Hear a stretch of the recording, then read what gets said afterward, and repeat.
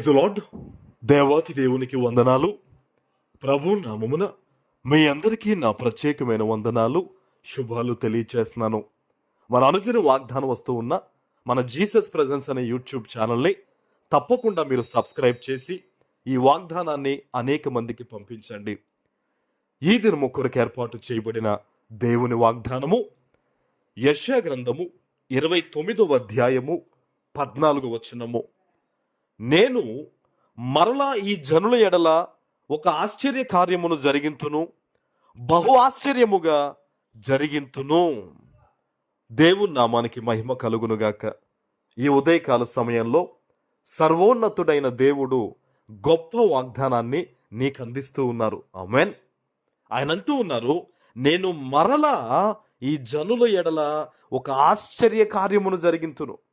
దేవుని సన్నిధిలో కన్నీటితో ప్రార్థిస్తున్నావు కదా, దేవా ఈ పరిస్థితులు ఇలా దాటాలంటే, ఇదిగో ఇవి తొలగాలంటే నా పట్ల ఒక అద్భుతాన్ని జరిగించు ప్రభువా, ఒక ఆశ్చర్య కార్యమును జరిగించు ప్రభువా అని దేవుని సన్నిధిలో ప్రార్థిస్తున్నారు కదా. నీ తండ్రి నీకు ఈరోజు మాటిస్తూ ఉన్నారు. ఆశ్చర్యకరమైన కార్యాన్ని ఆయన ఈ దినము నీ పట్ల జరిగించబోతూ ఉన్నారు. హల్లెలూయా.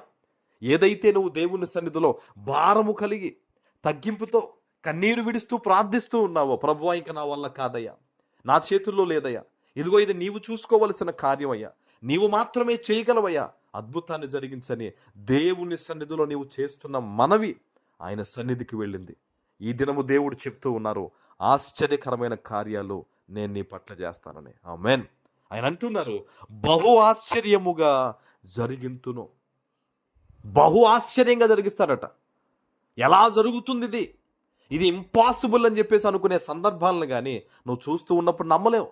అందుకనే దేవుడు చెప్తున్నాడు, బహు ఆశ్చర్యముగా నేను కార్యాలు జరిగిస్తాను. హల్లెలూయా. కొన్నిసార్లు ఎలా ఉంటుందంటే, మనం ఎక్కడికన్నా వెళ్ళాలనుకున్నప్పుడు ఆ వెళ్ళవలసిన ప్రయాణం అనేది ఆగిపోయినా, వెళ్ళవలసిన వాహనం అనేది మనం దాటిపోయినా మనకేమనిపిస్తుంది అంటే, ఇంక నేను వెళ్ళలేను, నేను చేరుకోలేను అని చెప్పేసి అనిపిస్తుంది. కానీ అప్పుడే దేవుని కార్యాలు ఉంటాయి. ఇది ఒక ఉదాహరణ మాత్రమే. నీ జీవితంలో ఏదైతే నువ్వు ఆశపడుతున్నావో అది గొప్పగా అనుకోని రీతిలో నీ పట్ల దేవుడు బహు ఆశ్చర్యకరమైన కార్యాలు చేసి ఆయన నీకు ఇవ్వబోతూ ఉన్నాడు. ఆయన హల్లెలూయా. చాలా గొప్ప కార్యాలు దేవుడు నీ పట్ల చేస్తానని ఆయన వాగ్దానం ఇస్తూ ఉన్నారు.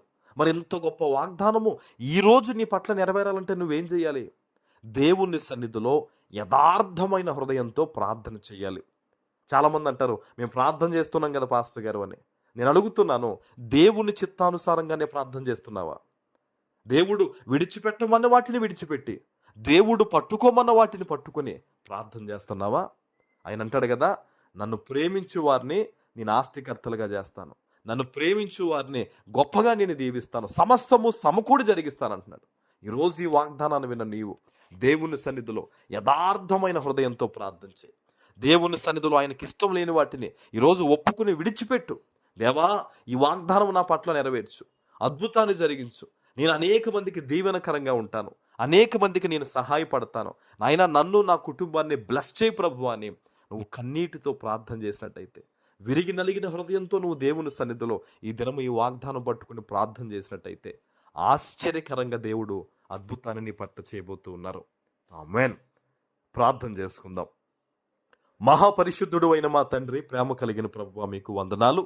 ఈ ఉదయకాల సమయంలో మీరిచ్చని గొప్ప వాగ్దానము ప్రతి బిడ్డ జీవితంలో నెరవేర్చి స్థిరపరచమని యేసు నామమున ప్రార్థిస్తున్నాను తండ్రి. ఆమేన్.